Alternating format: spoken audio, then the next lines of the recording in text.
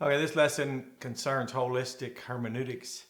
This is the Apologetic and Outreach Ministry of Landmark Missionary Baptist Church, Apologetic and Outreach. I am Koine.org.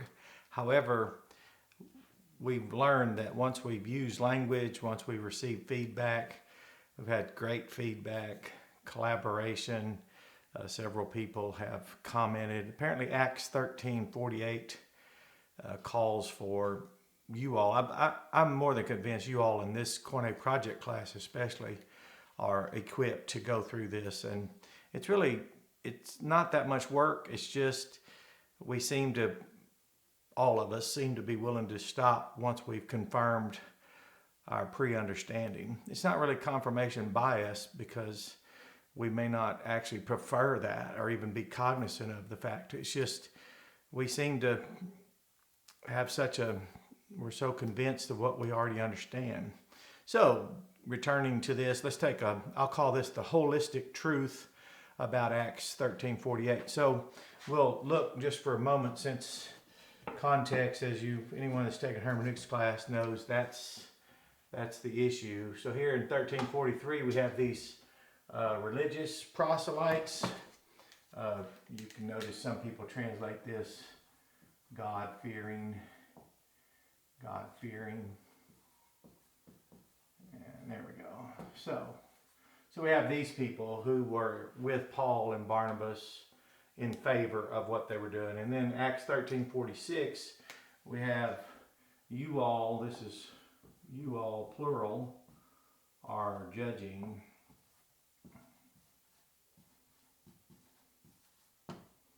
yourselves. Now this is a reflexive pronoun.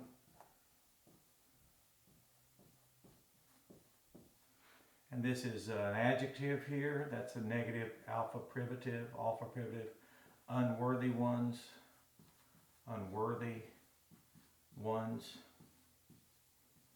There we go. Unworthy ones of the, this is a definite article here, those of you that are studying in the class, and this is eternal life. So now we have these Jews and God-fearing proselytes up here. They're accompanying with Paul and Barnabas the religious Jews who rejected. They were judging themselves, and this is a act upon themselves, middle voice. But it's not in middle voice. It's as we call it, a translation of the middle voice, where you have to supply the reflexive pronoun. So these people here are judging themselves. That's the Jews who did not. So while hearing, so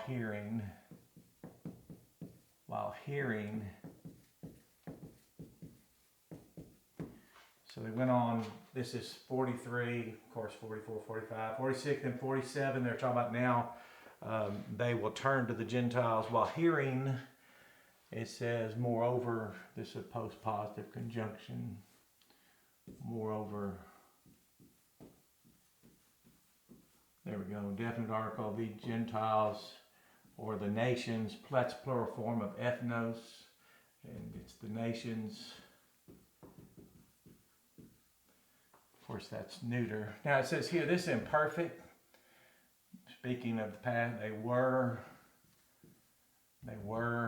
rejoicing, and that's that conjunction. And they were glorifying.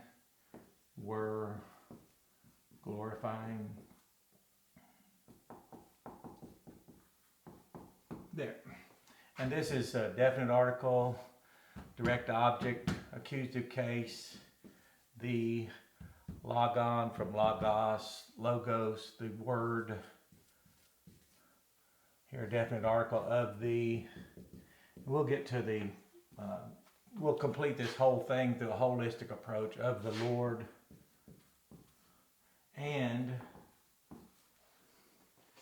they believed, let's go and write that down. They believed.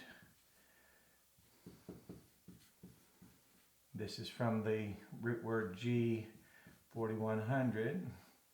So they believed, and then we have this broken in two here. Who, and then the ones And this is an imperfect form of aiming.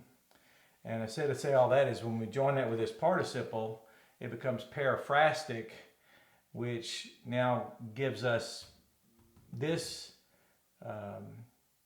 ask us to dim the light on present, like when we have a present form of aiming, as in Ephesians 2:8, a periphrastic participle using aiming in the present form, where Paul's emphasizing the present continuing reality of that congregation in Ephesus being saved by the grace, that is the Jesus, through faith, his support of them there. And he's emphasizing the present continuous with that periphrastic. It's true that once for all in the past that's the case, but he's emphasizing the present continuous reality. Here, the light, Luke is asking the light to be dimmed in the present for the moment and to be shining even brighter. This is from Tasso, so this is we're being, there we go. And this is ones who, having been, now that's passive. But remember, when we get ready to translate this, this is a middle and passive form. And what has not been included to date in any of the videos I've done on Acts 13:48 is how do you decide when it's middle and passive. In this text, you have a determinant. That's for Dr. Derek Rhodes, who calls quite often, and he's a scholar in the Bible. So he and I have talked about finding a determinant. Well, here we have a situation where the middle voice is called for by the text of 1346. So when you have middle and passive and you have to make a decision, look for a determinant. So we have one. So who having, not passive in this case when you look it up, but who having set themselves,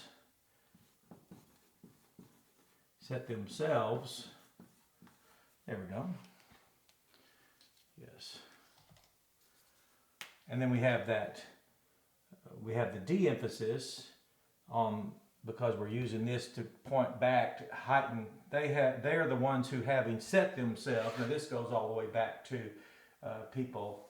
For example, in the Old Testament, there were people who believed in the God of the Old Testament. They believed his message, his gospel of his son, the Messiah who would come, and had not yet heard the gospel of this particular Jesus being that one that fulfilled that. For example, the Gospel of John was good for Old Testament saints to find the credential, to have a credential to assign their faith in the coming Messiah to the proper and correct Messiah. So people who had believed the gospel now had the credential in the Gospel of John, and people who'd never heard the gospel, Old Testament, or New, would have both the gospel and the credential in the Gospel of John, for example. So these were the ones who, having set themselves, and I'll just put, and continued setting themselves. That would be that continuous. But now that's de-emphasized because it's the past. It's who, having previously, and that's in the perfect tense, having previously. There we go. Previously, that's in perfect tense. Set themselves. This is into. You say unto, however you need that right now, but I always leave it into and then explain it. Life eternal. Okay, so now these are the ones who believed. So it's the ones who were being, emphasis on previously, being the ones who, having previously set themselves and continue to set themselves into life eternal, they believed.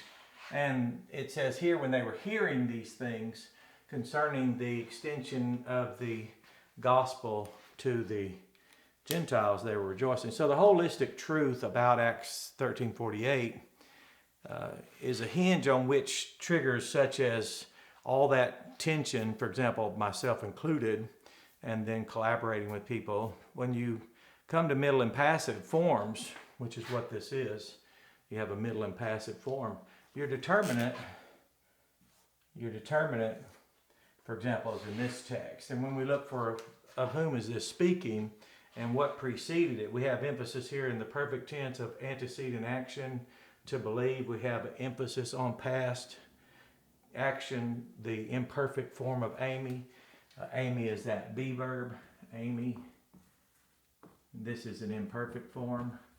Now we should have expected the imperfect form here because we have it here, here. You see that? So that now we have this use, an excellent use of the perfect tense. And then in the context, and this is where Dr. John Penn, if you ever took his hermeneutics class, he wouldn't just say context, context, context. He would just say context absolutely and just continue to iterate it.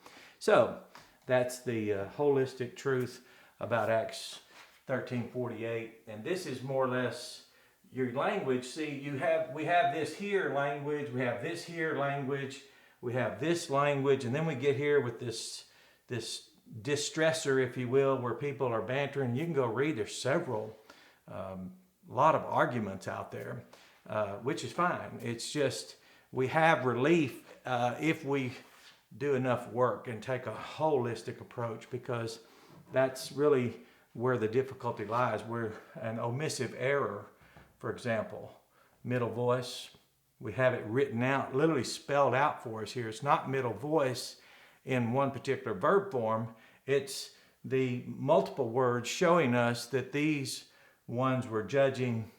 He said, you all are judging yourselves, unworthy ones of the eternal life. God wasn't judging them that way. They were judging themselves. Here now we have the middle voice determined for us by the context. So this is where we can have our confidence, and we can enjoy our confidence and drink our coffee. So this is why once you learn the language, as Dr. Penn said, that's just a tool. Dr. Randy Murray, our language teacher, always told us these were tools. And then our theological or systematic theology teacher taught us to take a systemic approach. So systemic, holistic, and inclusive of inflectional morphemes, and looking for determinants within the grammar. So with systematic theology, holistic hermeneutics, and language with linguistics, lexicography, syntactical analysis, all that, this becomes somewhat what's doable now. Now we have things that are done for us already, so we don't have to practice eisegesis and bring into it all of our baggage, so we can have confidence that we've let out from the text. So you have a blessed day and enjoy the whole truth, the holistic truth, and nothing but the truth about Acts 13:48.